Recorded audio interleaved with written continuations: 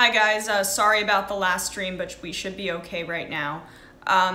So as many of you know, Jordan and Ty were covering a police brutality protest last night in St. Louis, and they were arrested. So I wanted to give you the up-to-date details about that.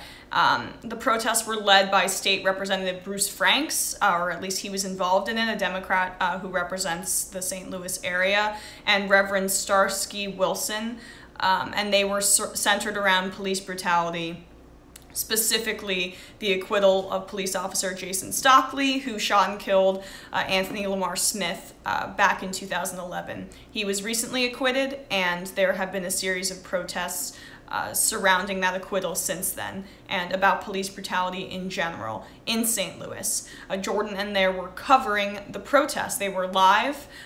You can see the full live coverage of that protest on youtube.com/tytpolitics right here, and you can also see the clipped out footage of their arrest from the Facebook Live on the Young Turks main YouTube page. So, and obviously a lot of us have been tweeting about it since then, so you can go check that out.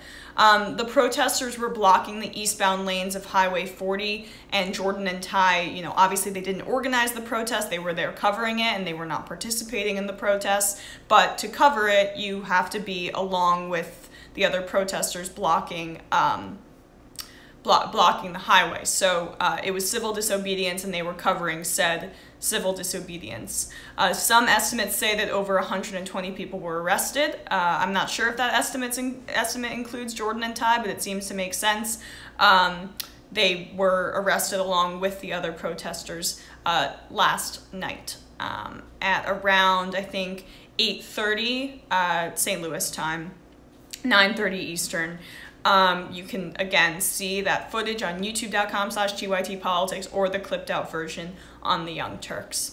The information that we have as of this morning is that around 8:15 this morning, the TYT team has been contacting and has been in significant contact with St. Louis PD. Sorry about the frizz. Jordan has been processed. Ty is still waiting to be processed, which is unbelievable because it's been overnight. They were kept there overnight for being journalists covering a protest. Jordan is on a 24-hour hold and will be released after 5 p.m. Once Ty has been processed, it is likely he will also be released around the same time as Jordan. So earliest they get out is 5 p.m. today after covering a protest in the early evening, around 8 to 9 p.m. Last night, and being arrested around that time.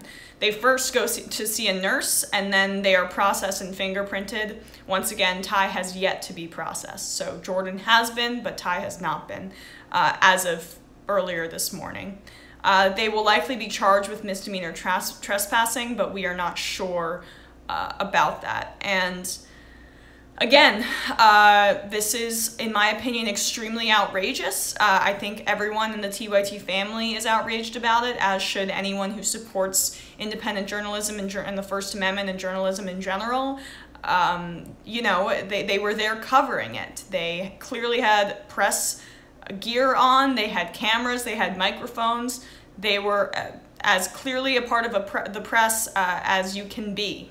Jordan also, as you can see in the stream, said, "I am a part of the press, as there's no freedom in the press of the press in this country anymore." You can see the stream. I'm paraphrasing, but that was the essence of what he said. Jordan also asked what he was being arrested for. From what we can see from the stream, we do not have an answer given. We will get confirmation from Jordan, and we will figure this all out as it happens. But I know that they would not want this to go unsaid, that we cannot lose sight of what the protests were about. We don't want to just talk about the arrests of journalists, which is incredibly important, and TYT's team is on it, but what they were covering is extremely important. Police brutality in St. Louis and throughout the country, and the two-tier justice system for white people and for police, and with Black people and African American people in this country getting completely mistreated. and being treated as second-class citizens in the eye of the law. So that is important, and that is what they were covering and trying to bring light to. And that's why the protesters participated in civil disobedience. Martin Luther King did civil disobedience. The entire civil rights movement was centered around civil disobedience. And when you participate in civil disobedience, you sometimes have the expectation that you're going to be arrested. But journalists don't have that same expectation because they are covering civil disobedience. And the First Amendment protects journalists and reporters from being arrested for those very reasons.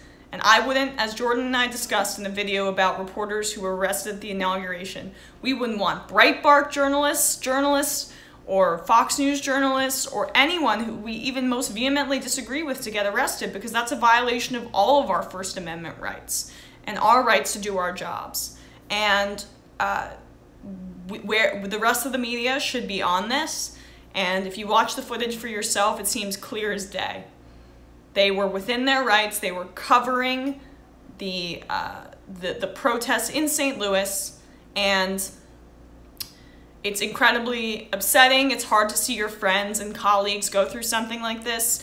Luckily, we have a great team behind us at TYT. We're going to get to the bottom of this, but that is really the update. They are still there. They were not going to be released until at least 5 p.m., and at least Jordan has been processed. We are not exactly sure when Ty will be processed. So just wanted to give you guys an update.